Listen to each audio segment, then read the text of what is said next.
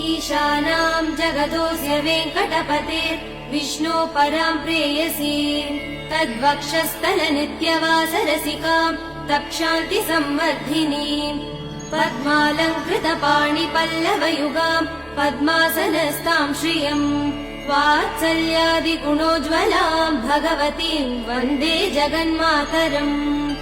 ईशानां जगदोऽस्य वेङ्कटपतेर् विष्णो परां प्रेयसी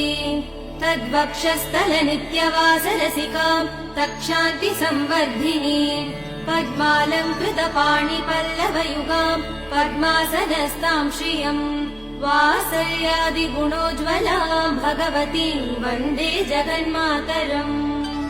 श्रीमन्कृपाजलनिधे श्रुत सर्वलोक सर्वज्ञ शक्तनत वत्सल सर्वशेषिन् स्वामिन् सुशील सुलभाश्रित पारिजात श्रीवेङ्कटेश चरणौ शरणौ प्रपद्ये श्रीमन्कृपाजलनिधे श्रुत सर्वलोक सर्वज्ञ शक्तनत वत्सल सर्वशेषिन् स्वामिन् सुशील सुलभाश्रित पारिजात श्रीवेङ्कटेश चरणौ शरणौ प्रपद्ये आनूपुरार्पित सुजात सुगन्ध